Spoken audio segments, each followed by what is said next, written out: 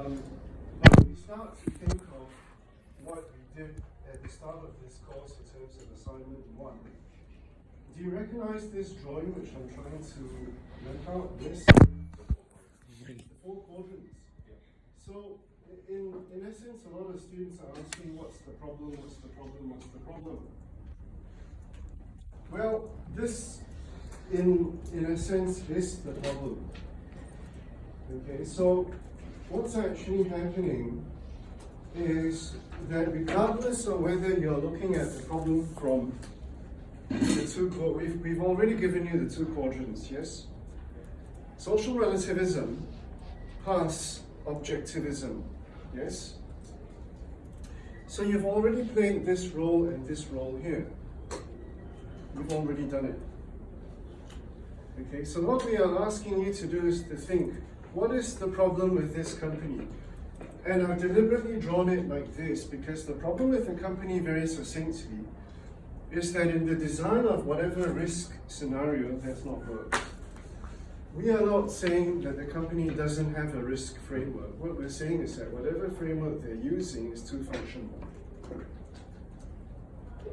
Okay?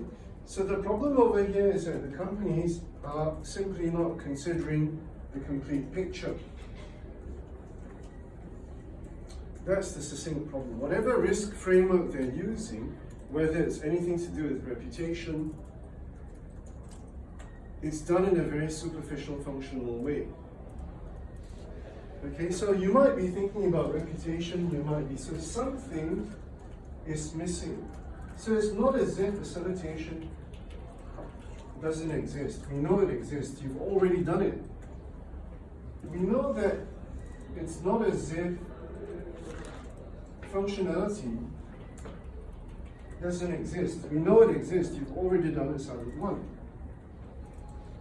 Quite succinctly, most other companies tend, in terms of whatever paradigm they use, tend to think of. Now, in terms of risk management, that's not pretty. We might see some semblances of it in terms of identification of stakeholders. Okay, so contemporary CSR already does a little bit of that in terms of, but not enough. And if you look at a lot of the literature out there, by and large, a lot of the CSR stuff is done from a very functional perspective. Okay? Sometimes you might see a little bit of it in terms of reputation. But by and large, the issue, for the purpose of this assessment, is what's missing, can any one of you tell me? So the problem statement is staring at you. They can consider the repercussions of their actions. Specifically, which axis am I missing out? Or which label in the axis am I missing out? The opposite of this? Conflict. Yeah. So essentially, the statement over there is the missing of the conflict paradigms. So therefore, when you think about it, this, by and large, the completion of this picture that we've seen today is the methodology that we were searching for.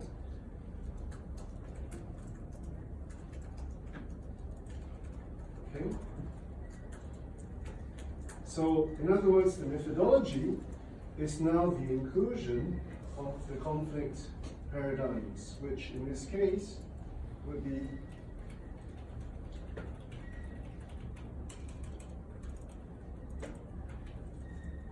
and what is the other one? Of course, it's postmodernism or neo-humanism. Which doesn't mean that we are missing out the top paradigms. It doesn't mean we drop it. The methodology is building into the risk framework what was missing.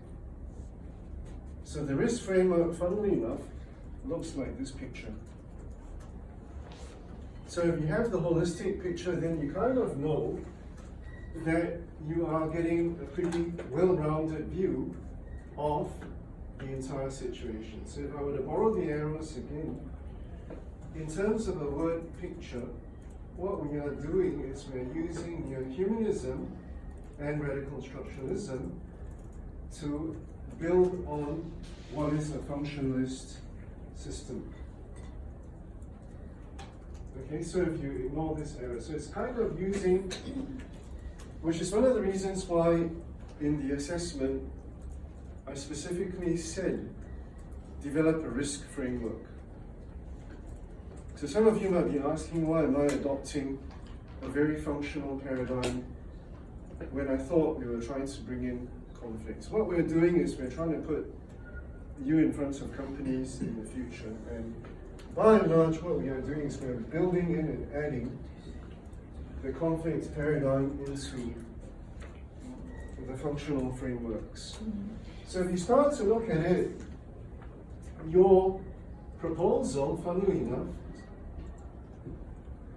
starts to look a little bit like this. Oopsie. Okay, let's think of this one, Control Z. Funnily enough, your solution kind of, oops, I did it again, Control Z. You know, my life would be bad if it didn't have Control Z. So in terms of the framework kind of looks eventually in terms of their structure, something like this.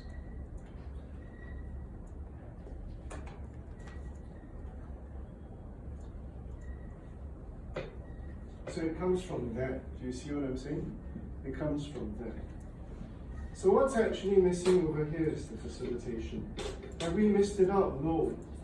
Essentially what you're doing is you're training facilitators.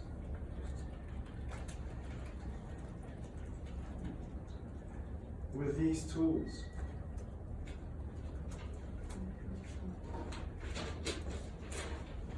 So what you're doing, by and large, is that you're training facilitators to use these tools to get people to think about the risk in the company. The way I naturally think is that comes first, and then because neo-humanism is used as the checking mechanism, it comes second. In other words, is there anything else that you haven't explored? You might have another way to do it. So ultimately, yes, it does look functional. It's a very functional deployment, but by and large what you've done is if you've extended most functional frameworks of risk analysis. Okay, so if I were to teach a course on risk analysis, we'd still be going back, right, to decision trees, decision tree analysis. But the point really is, if you are asking a team of people to reflect, the prompt comes into what are you reflecting on? So what are you reflecting on? Who are your stakeholders? That's potentially one of the questions that you might be asking. Okay.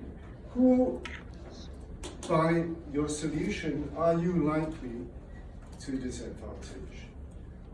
So in a sense, what you are doing is you're building into the company that voice, rather than leaving that voice outside. So if you leave that voice outside, that's where the social isolation comes from. So the individual who's trying to say, hang on, I can see a problem, ends up being portrayed as being a troublemaker. So by pulling the viewpoints in, what you are doing is you're kind of depressurizing the situation by saying, if the entire company is obliged to think about these issues, then it's not left to the individual. So the training of the facilitators is that. In terms of risk workshops, as I said this afternoon, you walk into a risk workshop, it's got to be bounded. But it's a safe place for people to explore the what-if ideas. So, okay, in terms of methodology, I'm being very kind, okay? In terms of the methodology, so if I ask you to go back to your introduction slides, and students are saying what happens to methodology. By the way, you can use this as an example of a project framework, for example, because as I said, it's generic. Most companies do this, they do this, but maybe this is a point where you stop and think. But then what you're doing is the facilitator is saying, what do you stop and think about? So remember what I said, these are the critical components. So in terms of your methodology, let me just give you a shortcut. Okay? Well, I'm not suggesting that you do this. But your methodology, in a sense, is already written. Because what you are trying to do in phase 1 is to develop the intellectual tools to ask confronting questions. Is the organization at risk of alienating, exploiting our workers? So therefore, you develop appropriate political practices to address problems of inequality.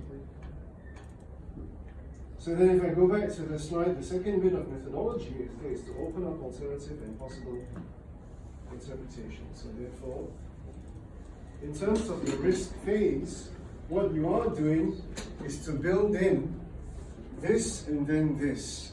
So the questions and the answers are sort of already there.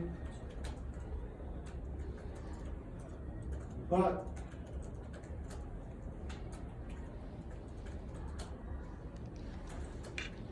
that's what you're doing.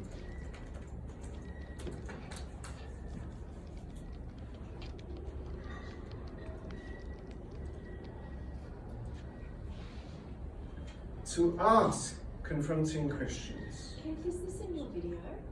No, this is a very select group. You are very lucky, everybody. Very lucky to be here. This is a very, very select group. So therefore the solution is to develop appropriate political practices. And that's what you're doing in terms of developing the risk situation. He's going around you. The rationale over here is you can think of this as phase 1, and then you can think of this as phase 2. So if you ask me what the methodology is, that's your methodology. You're actually training your social facilitators with these tools. So in a sense now, as the future facilitators, you are trained in these tools. So Keith, when you suggest that you're training facilitators, Yeah. you're plucking a group of people who, maybe by virtue of their job or by virtue of the way they see the world, would already be disposed to facilitating people to come together and bring voices into the room. But practically, that's a very difficult thing to accomplish, right? And might not some of the functionalists be given a talking to understand the value of facilitation as well? It's a big problem because a lot of these workshops are often taken with a lot of cynicism by people, because what happens in corporates, even in RMIT, you will find that we have away days, and it becomes very superficial. It becomes, I've had a workshop in RMIT where the first thing they did was they asked us to throw a ball around. Yeah. And then we just said, what's this? And then essentially we...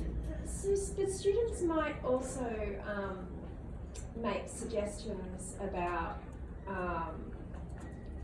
who the kinds of people they recruit for their risk management, for people responsible for risk management, right? And how the training they receive, the personal qualities they're looking for, things like that, and then kind of geared towards the social facilitator side of things, right? Okay, but the framework can also be, your risk management framework can also be built to allow facilitators to do that kind of work. Absolutely, and we did that with the bushfires work. Yeah, and so identifying risks would be done, as you said, from each of those perspectives. And we did it in terms of the bushfires, we used playful. Including the social relevance perspective though, they're not just the facilitators, because they will see risks in terms of order not being accomplished.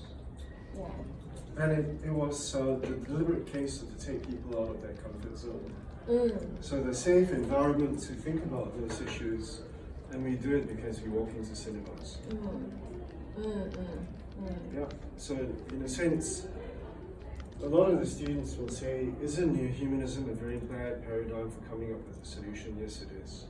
So a lot of this comes reflecting on the entire process But you could argue it's brilliant for coming up with. I know they don't offer solutions, but in terms of the creative capacity that sits behind it, that sits under, or that it surfaces, is hugely valuable. Look at the cinema themes that we see. So they may not personally be able to construct or want to offer a solution, but their voice can enable others to construct a solution. Whether they become co-constructors Yeah. of that solution or whether they see themselves purely as being facilitators, Yeah. that is very much up to now. As I said, I've been in very embarrassing situations before, where I did facilitate a workshop where we tried certain things, and the first thing we did was we asked the guy, you talk about stakeholders. One of them was the Chief Information Officer, the Chief Technology Officer, and they're already grumbling about having to set aside one day to come and attend some stupid facilitation session. We call it the Ideas Factory. And we're asking people who've got very busy schedules, whose world is like these guys over here. Okay, and then we're saying, okay, guys, leave your mobile phones behind. So we did it because we wanted their undivided attention. And the guy just turned around and said, if you're going to treat me like a kid, I'm just walking off, thanks very much. So we went back very embarrassed. It was a lesson learned for us. How do we pitch and how do we sell the value of this to the stakeholders? Time is exceptionally valuable to one of the persons who is so high. Do you know how much these people are paid?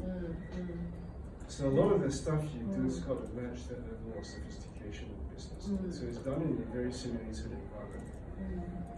So you usually see this in terms of gamification, etc. In a way, I see that relativist position as the most valuable for an organisation, potentially. The ability to facilitate, the ability to tell people, okay, how do you pitch it at that level? Team building is one of the Rewire minds is how you put it, ease the pain of change, kind of bring people together on the journey. So the idea here is to get people to deconstruct the assumptions that they've made. How would you do it? Super sophisticated. So what I've done over here is, okay, that's your risk analysis framework. Now where you put this, we don't really care. Because you may as well use this framework here, and then say, okay, we made the assumption that this exists in most companies. In the third year, if you do management in practice, you're going to have to do this. You have to. Down here is that notion of reflexivity, but reflect on what?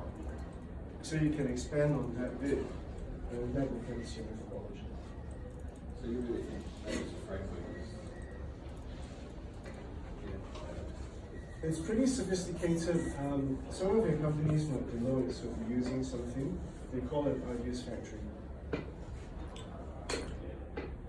But a lot of that facilitation is done with a lot of technology these days. So do we stop if we want to use that, we can adapt it or cite it from you, from your slide? Of course, this conversation never occurred. Of course. Really, it's a blended solution, taking attributes from the four different, as much as form. That becomes the it needs entire all four methodology. parameters to create the solution. Yeah. To get a holistic view. That's why I said without that holistic view, you're driving without your not headlights, but your blind spot mirror. All right? Yeah, makes sense. Thank you, Keith. That's really Very lucky. So in a sense, the solution was always there. I didn't know it was supposed to use all four. You've applied all four, I said